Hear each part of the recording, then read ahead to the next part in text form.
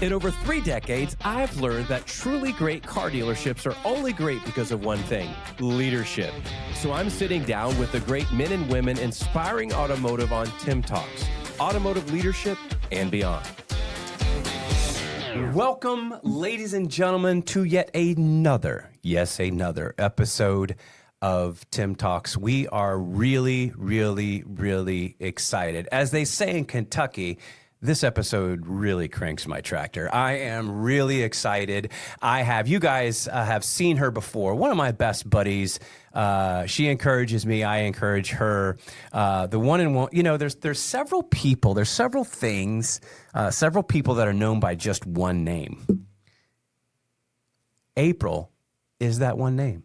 We have April from Horn Automotive Group on today, and I am so excited because we had the privilege to partner with EWA, and I am just encouraged by having Heidi and Wendy on today, and I cannot wait to unpack what we have for you today. So listen up.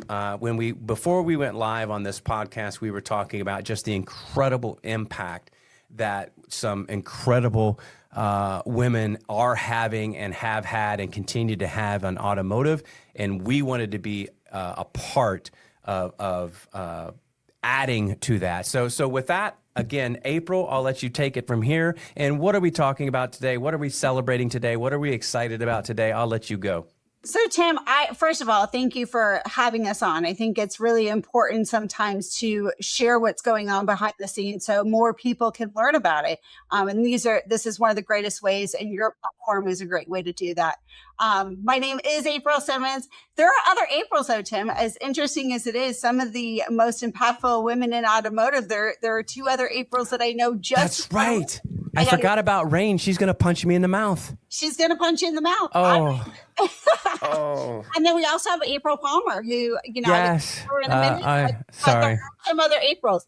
I'm getting old. I'm a grandpa now. I'm getting old. My apologies. Go ahead. I appreciate. Sorry, April Rain. April, make it rain. We start a little haha is always the best. Oh, good. But Tim and I have been friends for actually, almost decade. Over a decade. Over a decade, yeah. Over a decade. I think 2014. So 2026 around the corner. So we're about 12 years. But what I've come to realize about Tim through the years is that he's not just a guy who runs car now. He's just a really good human. And so there are a lot of good humans in automotive, and I think sometimes we forget about that part, right? And so about July of 2024, so however many months ago that was, I had Liza Borges, one of the most amazing women in all of automotive space, reach out to me that she was starting this new program called EWA, or Engage Women Auto, with none other than Danelle Delgado.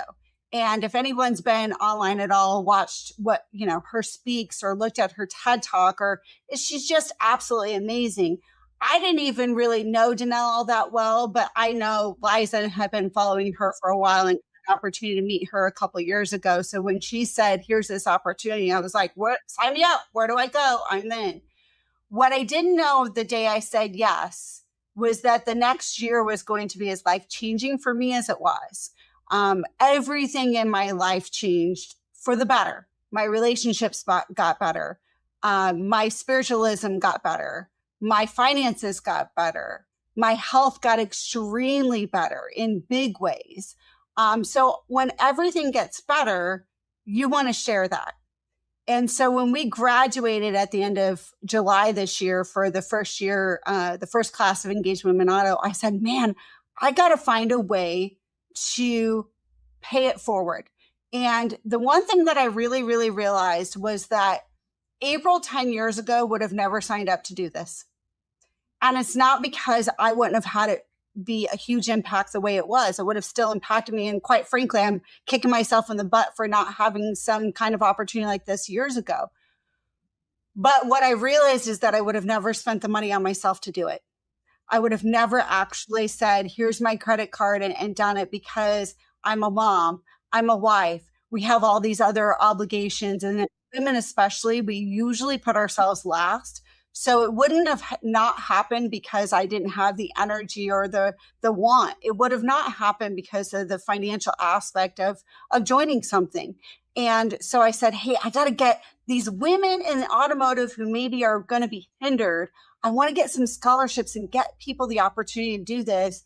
And no better way than to reach out to some vendor partners who I know would be willing to jump in. And so for Tim and Cornell and your company and Bob, I'm so grateful to you for saying yes quickly, and providing both Heidi and Wendy a scholarship this year to join. And we are going to spend the next year getting together a few more times just to see where you're at, why you decided to join, and then what you learn along the way, because we are only on rule 1 right now, as we sit here on this podcast today, of 13 rules. And rule 1 for me was the most impactful, actually. But I didn't know it until months later. It wasn't like, oh, day 1, woohoo, here I am. But it really was impactful. So as I'm going to kick this around, I'm going to start with you, Heidi. Why did you, when you saw my post or you heard about the fact that there was a scholarship opportunity, what made you decide you wanted to join this journey this year? So actually, I was talking to your friend Jeannie, and I heard about the group through her, and I called her. We had our first discussion together, and I'm always looking for something that's going to help me improve myself, improve my career, do the best I can here at my dealership. And when she was talking about it, I think it was actually on a clubhouse meeting, automotive clubhouse group. And I was like, I need to know more. So I was messaging her, I need to know more about this group. And then I found out Liza was backing it, right? And then I found out, I knew a little bit about Danielle. So then I found out she was, I'm like, I have to know more. And then talking to Jeannie, and she's like, you should go for a scholarship. And then she told me about you, April, and how amazing you are and what a great support you are for women in automotive in general. And that's when I reached out to the group and to you, and I was so grateful to get the scholarship, and thank you to Cornell for doing that for us. But I'm super excited to get, I'm already 3 weeks in, almost 4 weeks in, and so excited to be here. So thank you very much. We're glad to have you. And honestly, Heidi, you've just jumped out there as being kind of the leader of the group this, year 2, just definitely been pouring into the community and sharing. And so I just love to see that, encourage you to continue to do so. Have you gotten an accountability partner yet? Well, it's interesting because they said in the very first, Danielle says, get an accountability partner. And then she said in the very first meeting, wait to see who's engaging, right, in that first month before you get your accountability partner. So no, I have not partnered up with somebody yet. So you're at that spot where you're going to want to. And the only reason I bring that up is because, Jean, part of the success of this is having a really great accountability partner. And Jean was mine. So I couldn't ask. I mean, I ended up getting a best friend out of this program as well. And Jean Rattleback is that person for me. She has just been amazing, right there with me through the whole journey. So that is definitely that next step, and a big piece of it is having somebody that's going to hold you accountable as we go through. Wendy, I'm going to kick that same question to you. When you saw the scholarship opportunity, what prompted you to decide you wanted to jump into this crazy experience for the year? I would say just knowing a little bit that I do about what I've seen on your LinkedIn and other podcasts and shows I've seen you on and talking, for you to be as excited as you were in the post, like it came through. And I just figured it was a good time to start focusing a little on me. When you were just talking about how you wouldn't have spent that money on yourself 10 years ago, I'm there. Like, I don't usually take care of myself first ever. It's my kids, my husband, work, everything else. So I was like, you know what? I'm going to try it. And if I get it, great. And we're just going to run with it. And so that's what I did. Well, I was really proud of you when I saw you put your video out. I knew that that wasn't the easiest thing. Some people, you know, me, I'm fighting a cold today. I'm like, put me on camera. It's fine. Other people, you know, struggle with that kind of situation. So I was really, really proud to see you jump out there and do that. So love to see where the progression is going to go. Same question to you. Have you got your accountability partner yet? No, not yet. I think it was during that first video, Danelle said something about feel free to share like what you learn. So I actually kind of recruited another lady here at the dealership, and she actually ran, like when I told her about the training, she ran right out and bought the journal. So we do like talk to each other about, you know, did you do your journaling and stuff like that, but nobody in the program yet. Awesome. Well, I know, Tim, I think you said you had a few questions you wanted to learn about. Yeah, I just, you know, I want to kick it back to you, my friend. Absolutely. Thank you. You know, I'll just, Wendy, you were talking, I'll start back with you. I love stories. Like I'm a storyteller by trade, but I want to know, like, Wendy, tell me your story. Like, how did you get in automotive? How did you, you know, most car salespeople like me, you know, you trip into sales and you think I thought it was a summer job, and 37 years later, I'm here.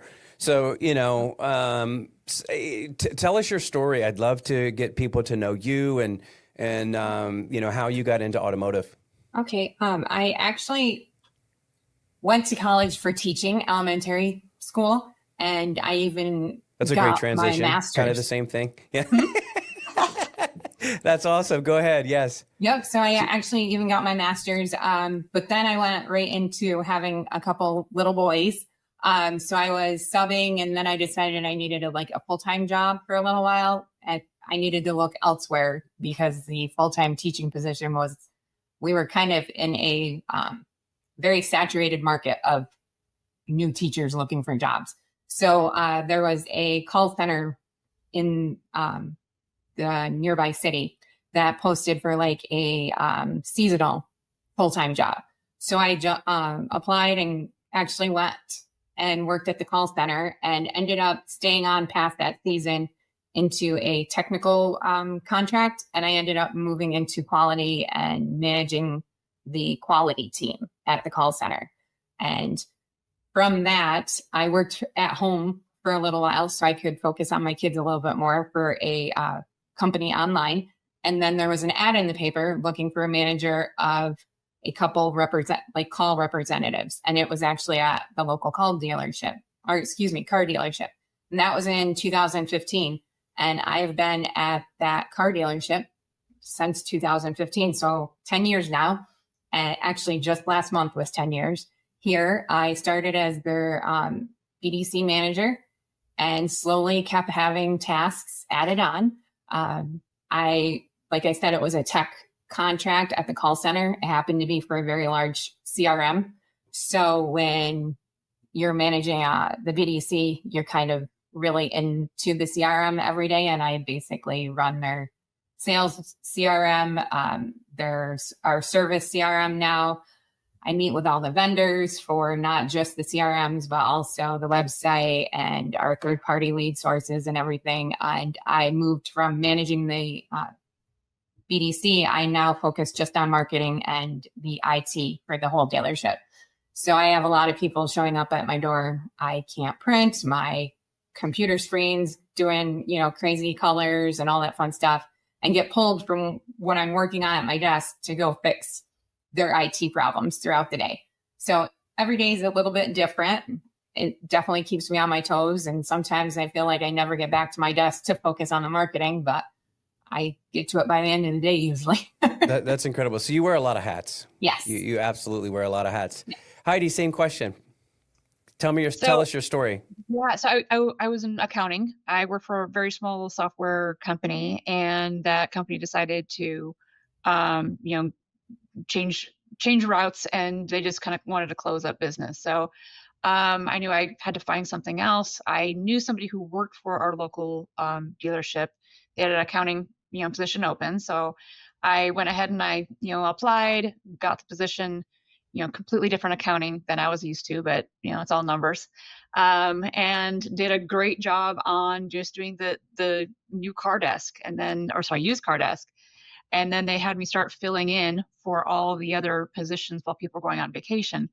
And then then they're like, well, let's give her more. And they started giving me, they were very behind on their bank reconciliation. So I started trying to get them all up to date on that.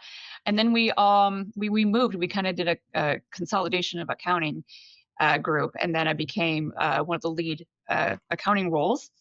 Honestly, after a couple years of that, I was a little bored. And there was no really movement in that company. So I ended up leaving and going into financial industry. It was not for me. I was not a salesperson. I could not do that position at all. I ended up meeting my now husband and moved 2 hours away from where I was. And when you have automotive industry experience, it is very easy to apply, and they grab you as soon as they know the lingo, and kind of think it's like in any industry, right? Once you know that industry, they just want to grab you. And so I had a few interviews and chose this dealership, and it was only a payroll clerical position.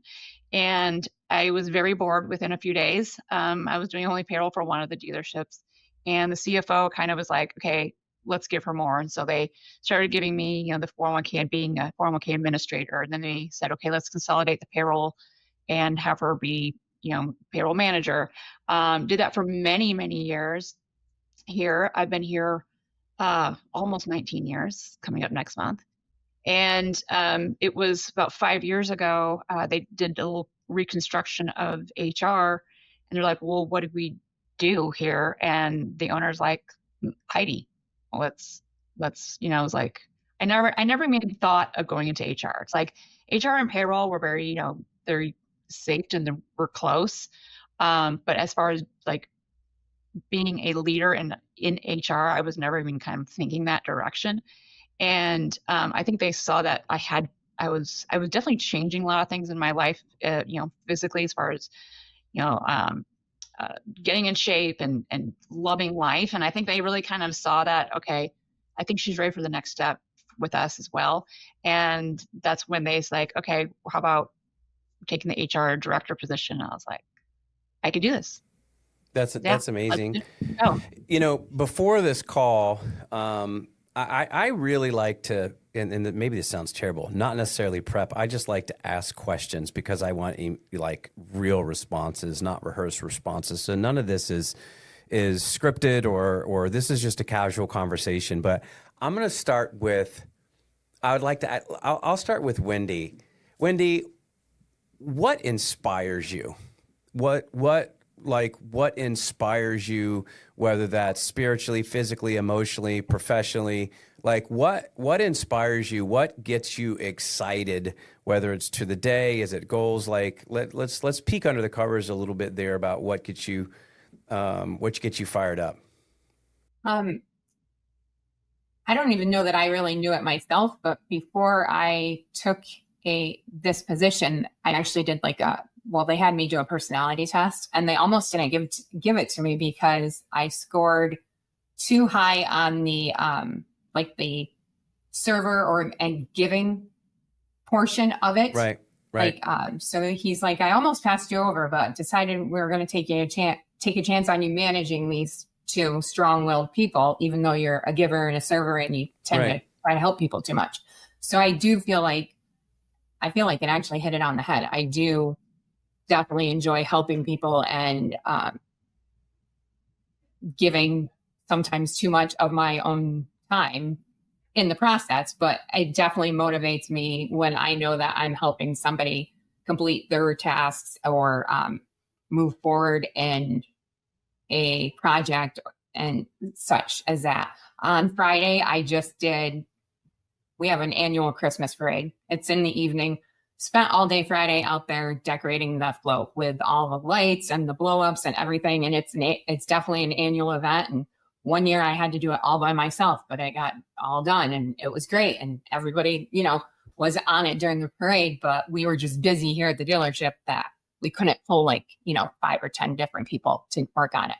But being involved in those type of activities for the dealership and giving back to the community and being able to work at a place that gives back to the community like we do is definitely important to me. Huge. And yes. Yeah. That's great stuff. And that's encouraging. I have a follow-up there, but Heidi, I want to ask you the same question. What inspires you? God. And you can't, other than David Long, what inspires you?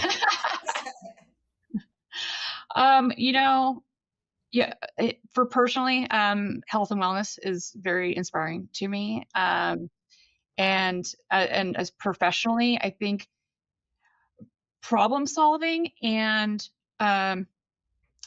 leadership. That is extremely like one of my passions. Is I love talking to my managers and collaborating with them and being able to problem solve something, creating a plan with them, and learning about how things work in their own departments as well. So I can create, it's like the more you problem solve, the more you collaborate with people, the easier things get, right? Because it's like things come up, things come up a lot, like the same things, but then you'll get new things a lot, right? New problems to solve. But I think if you can, really resolve a lot of these problems and issues you're having and be able to give that to the mass of your managers, you can make their position a lot easier, right? And then it becomes more fun. And I think that's kind of where our culture and our company really thrives as well. It's like we really try to collaborate with each other to making things, just better and easier, and wanting everyone to come to work. So that really inspires me here at the dealership. You said one word that I think is the key. Because sometimes people think they look at their business card or they look at their title and they think maybe they're not a leader. I think the first thing that we have to realize as humans, now I heard a statistic that the average introverted human through their lifetime will influence 10,000 people. Now, that can get as granular as the way you cut in front of somebody in the grocery line because you only have 2 minutes to get out, to like changing someone's direction, but some type of either inspiration or insurrection, right? In someone's life we have. So even us on this call, the people that have influenced other people, you said one word, leadership. And I think when we think about just our lives in general, is that no matter what position that we're in, people are watching us. And most importantly, people are watching us when we don't even think they're looking, right? And I know we've heard that before, but I want to leave you something that is just, I think about all the time. I heard a comment and then I kind of switched it up in my own words, but I really think this is it. I think that a leader should not, here's the key word, only be judged by what they do. Okay, a leader should not only be judged about what from what they do, but what people do because of them. I'm gonna say that again for the back row Baptists. A leader should not only be judged on what they do, but what people do because of them. And when we have that mindset, whether we're running a call center or we're running IT or we're running HR or we're selling lemonade on the side of the road or CMO of a large dealer group in Arizona, like all of these things come together. And I think there's no, confusion on why you guys won and were picked from, hold on, I can't see it. You read it? No, I can't. I'm old. Remember, I'm a grandpa. Where's your glasses, friend? I know. The effect you have on others is the most valuable currency there is. And that's all being a leader is. It's just understanding one thing, that it's not about me, it's about we. Once we figure that, in all seriousness, and sometimes it's hard because most of us are A personalities. We, go. I'll fix it. I'm a fixer. And once we understand that, it's not about us. And if we pour into other people, right, around us, then that changes You said culture. Everybody and their freaking brother talks about culture. Every dealership in the United States right now is, our experience, our culture. But then you talk to your people and like, oh my God, it's a completely different deal. But it takes just it takes the Heidis, it takes the Wendys, it takes the Aprils, it takes the Davids, it takes those type of people to say, I want to make a difference doing something that makes a difference with people that make a difference. And when we do those things, it makes a difference.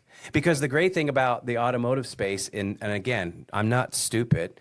I know that it gets a bad rap out there, but when we think about it, the automotive dealership and the local community supports the local community. They support the Christmas parade. They support the kids' baseball teams and soccer teams and put skyines at school. They maybe get it, but they support those things, and we have such an incredible opportunity to just be in the community. As we wind down, and ladies and gentlemen, we are going to follow Wendy and Heidi's path. April's going to walk in lockstep. I believe we're also going to schedule the one and only Liza Borges and Danelle Delgado. I don't know why I just went into radio voice, but I just did. Maybe wake you up if you're driving on the way to work. That's why we keep these smooth jazz. Sorry, I just went into another place. But we are going to follow up with these incredible humans through the year. But what do you want to say? I'll start with Wendy, and Heidi, you can land the plane. What do you want to say to young, I have to be, well, I say that, politically correct, not politically correct, but there are some incredible women in automotive. I mean, just some badasses, if I might say that. That is a bad word, but I told my kids, ass is in the Bible, so I'm allowed to say it. So anyway, what would you tell that young lady just getting in automotive? In fact, I'll let whoever wants to speak up first. What would you tell that person today? Looking back, you guys you're both seasoned veterans. What would you tell that young woman today? I would say that sky's the limit. Like, push for what you really want, and like get some, and you don't have to be clear at first, right? Even I'm not 100% clear where the end game is for me. Like, I have directions I can go. And, I started in accounting and went to, payroll and HR. It's like, there are so many possibilities. Just keep growing, keep your mindset clear, and just keep learning, and you're going to find your niche, because there's just so much you can do in automotive. So that's what I would tell. Well said. Wendy, thoughts? Mine actually kind of ties in with what Heidi just said. In terms of growing, I tell them we're working on our onboarding here. So I always tell people, especially new salespeople, if there's any downtime, just hop on YouTube, type in car salesman training, type in auto industry podcasts, all types of stuff, and just keep absorbing all that info that you can get from free online right now for training, and it will help you grow and learn in the role that they want to. Some of those new sales guys and girls are right out of we have one right out of high school. So he's definitely absorbing it like a sponge and learning from the free resources that are available for him online. It's great. That's so true. I started at 17 years old. In fact, the guy that hired me, Mike Kelsey, shout out to Mike Kelsey Chevrolet in Indiana. He was running a Hyundai store at the time and took a chance on a 17-year-old punk kid that barely graduated high school. Who knew, right? I mean, who knew? Not saying, but I mean, who knew? So just incredible. April, any final thoughts? I just want to ask one quick question, rapid fire question to both of you. We are wrapping up just our very first lesson. What is one thing that you've taken away so far? Either one of you can jump in. There's too many things, honestly. But it's finding, filling that gap. What is holding you back, and what's the antidote to get rid of that one thing? Yep, gap of crap. Gap of crap, and that's usually most. What was that? Whoa! I missed that. I heard that. What was that? Gap of what? Gap of crap. Like the stuff. where Gap or crap? Is that what you just said? Yeah. Okay, you're gonna have to call me offline and unpack that one. We can say crap. Crap Yeah, you is- can say, I said ass, so you can say crap, but ass is in the Bible. Crap's not in the Bible. So Well, it isn't. Samson killed 1,000 Philistines with a jawbone of an ass. But anyway, go ahead. But yeah, I think that's one of is a really, really good one. We definitely the things that we have in our own mind, I think is limiters. But you'll see as we dig in further, there's so much more limiting things that we do to ourselves that we've just got to get past. So it's a really good place to start. It's why I'm doing it for a second year. Liza, I think this is officially her 4th or 5th year of doing this, start over, the whole thing over. This is my 2nd year. The reason I'm coming in for year 2 is because I'm going back to these first ones going, wow, like with a different lens. It's like watching that movie and going, did I miss that whole scene last time? Right. Same kind of thing.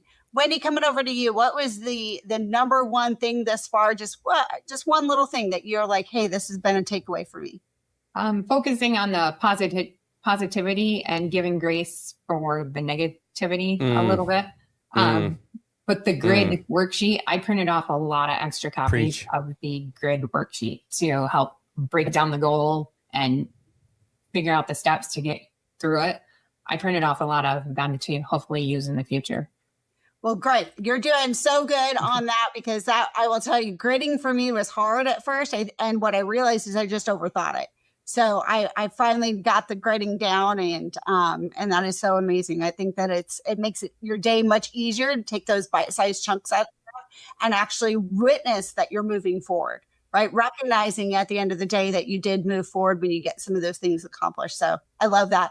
Tim, I'm so, again, just grateful, humbled, and grateful for not only your friendship, but just the way that you pour into me, the way that you pour into other people. Just, you are always a giver first, and I'm so forever grateful. I can't wait until our next conversation and to see, we'll probably be about a quarter in at that point. So I'm guessing we'll have probably maybe 3 of the rules through and see where you guys are at that point. Guys, I'm so excited. April, I'm assuming what we're going to do, ladies and gentlemen, if you're listening to this podcast and you want more information, EWA, Engage Women in Automotive, I'm assuming there's a link. There's something we can put in the comments, April. Yeah, I'll send you over a link to put right in there because I'm unprepared right now. No. We will. It's on LinkedIn, and I will help you out. No, just send it to me. I'll make sure Nate and the team get that, and we'll put it in here. Ladies and gentlemen, you have just heard 3 incredible humans, and they happen to be in Engage in Automotive. Shout out to Danelle. Shout out to Liza on pouring in, because at the end of the day, it doesn't really necessarily matter what car you drive, how big your house is. I will tell you that it is going to matter how many people you pour into. It is going to matter how many people that you come alongside with, lock arms with, and say, hey, listen, I just walked through this minefield. Let's get better together. So I'm extremely encouraged. I have a few new friends, and we're going to walk this journey together. And I want to encourage you, Mr. Dealership owner, Mrs. Dealership owner. I want to encourage you, other vendor partner. You can even be a competitor of CarNow. That would even be great. Hey, I'm calling you to the mat. Would you please take a minute and take a look? Reach out to April. We're going to have a link here in how you can be in part and invest in others to make this automotive space the best it can absolutely be. As we always say at CarNow, I went right to CarNow. I'm staring at a CarNow sign. As we always say at Tim Talks, no one is smarter than everyone. Let's just continue to get better together. Until next time, we'll see you soon.